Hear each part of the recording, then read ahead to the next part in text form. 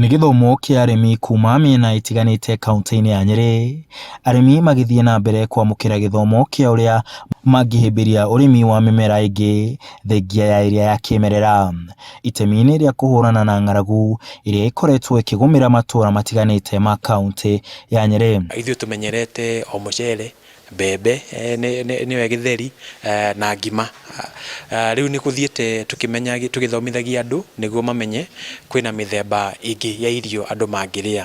Nĩ ũndũ wa climate change nĩ ũrona rĩera nĩ rathiĩ rĩgĩcenjagia, na rĩu makunũ matiendaga handũ hanene ha kũrĩmĩra. Mũtaaramu wa mĩrĩre na mũrutani cukuru-inĩ ũyũ wa Dedan Kimathi Monica Mburu akĩũria arĩmi kũhĩmbĩria ũrĩmi wa mĩmera ĩngĩ handũ-inĩ ha ĩrĩa matũire marĩmĩte.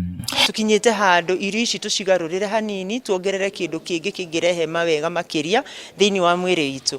Gũkũ Kimathi University nĩ tũreka research ya chia, na rĩu nĩ tũrehete ũhoro wa makunũ.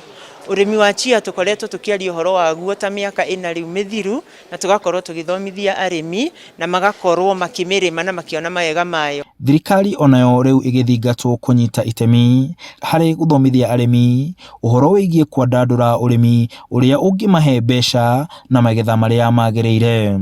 Cokanĩrĩria waste ya mũgũnda ũkamĩtreat ũrĩa yagĩrĩire, ũkahanda makunũ na ũkona kĩndũ kĩngĩ ũngĩrĩa gĩkĩrĩte ona icio ũngĩakĩrĩma rĩrĩa kũroira. Koguo rĩ, ũrĩmi ũyũ nĩ mwega ũkĩhĩmbĩrio, tondũ nĩ ũrĩmi ũronania diversify kĩrĩa tũreka thĩinĩ wa mũgũnda, na gũkoragwo hĩndĩ ciothe nĩ tũrakũria irio atĩ ona rĩrĩa kuoma no tũthiĩ twĩke ũndũ ũngĩ na still tũkorwo na irio thĩinĩ wa mĩciĩ. Arĩmi acio nao makiuga ona thengia wa ũrĩmi ũyũ kwaga kũhĩmbĩrio na njĩra nene, nĩ ũrĩmi ũngĩkorwo na umithio kũrĩ arĩmi mangĩũyũkia wega.